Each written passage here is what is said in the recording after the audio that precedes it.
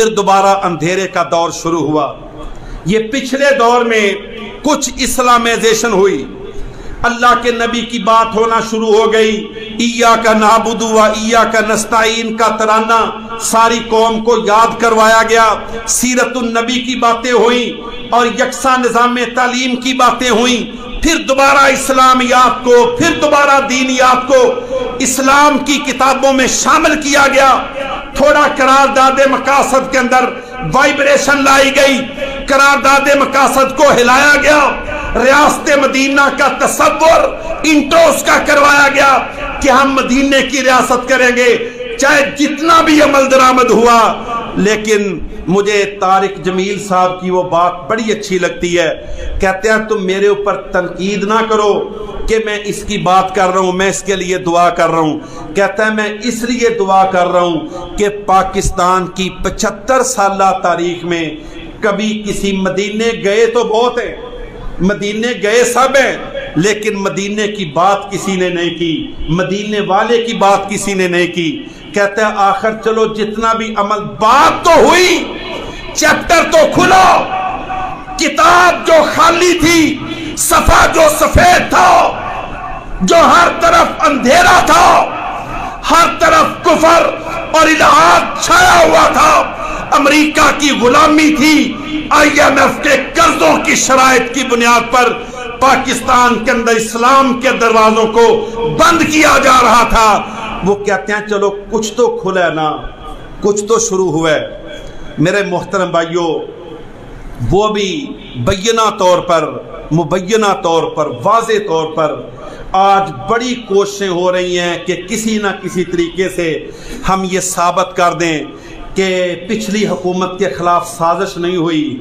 لیکن ابھی تک تو کوئی ایسی آنے والے وقتوں میں کچھ ہو جائے تو میں حال کی گھڑی بات کر رہا ہوں، عملی طور پر یہ بات ثابت ہو چکی ہے کہ امریکہ نے دباؤ ڈال کر، پریشر ڈال کر، گن پوائنٹ پر تھریٹ کر کے بڑی بڑی وردیوں والوں کو، بڑے بڑے بوٹ والوں کو، بڑی بڑے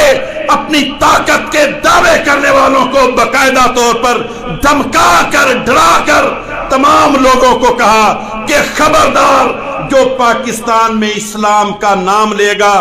ہمیں ہمارے خلاف، ہمارے مقاصد کے راستے میں رکاوٹ بنے گا، چاہے کوئی فوجی جرنیل بن کے بنے یا کوئی سول حکمران بن کے بنے، ہم اس کو پاکستان میں برداشت نہیں کریں گے۔ میرے محترم بھائیوں، کسی کے ساتھ ہزار اختلاف ہو سکتا ہے، لیکن اللہ کی قسم یہ غیرت، حمیت، کہتا ہے میرے گھر کی لٹ گئی آبرو، ہوا غیر جب سے دخیل ہے، اندرونی مسائل اور ہوتے ہیں۔ ہم یاد رکھ لو، کسی کافر کے دباؤ کے اندر آ کر، کسی کافر کے پریشر کے اندر آ کر، اس کی ٹرمز اینڈ کنڈیشنز کو فالو کر کے،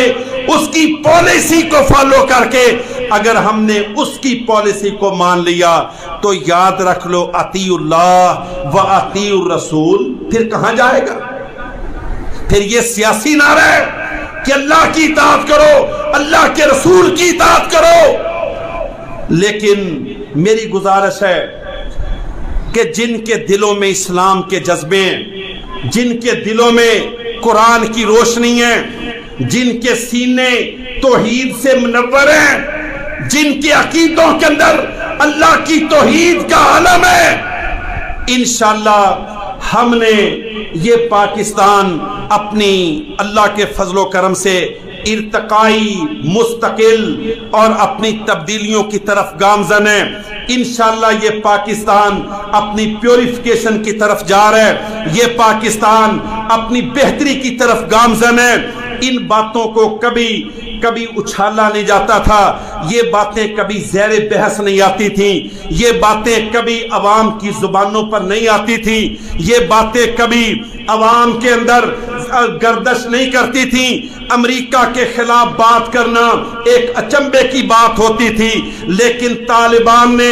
جب افغانستان کے اندر اپنی چھوٹی چھوٹی بندوقوں سے امریکہ کے B-52 طیاروں کا شکار کیا، امریکہ کے ڈرونوں کو گرایا، کابل کے اندر، کندھار کے اندر اور بصرہ، بغداد کے اندر، شام کے اندر، لیبیا کے اندر جب امریکہ کی طاقت کو دفن کیا گیا تو آج یہ اس کی برکتوں کا نتیجہ ہے۔ آج یہ بدلے ہوئے افغانستان کے مثبت اثرات پاکستان کے اندر منتقل ہو رہے ہیں۔ یہ باتیں عمران خان کی وجہ سے نہیں، اللہ کی قسم عمران خان بھی یہ ملا عمر کے بیٹوں کی کامیابیوں کی بنیاد پر آج وہ یہ باتیں کر رہے ہیں۔ آج یہ باتیں پاکستان میں چل نکلی ہیں کہ امریکہ اب گر چکا ہے، اس کا اثر ختم ہو چکا ہے، اس کی طاقت مٹ چکی ہے، دنیا ملٹی پول ہو چکی ہے، اب یونی پول ورلڈ کا بت دنیا سے ٹوٹ چکا ہے۔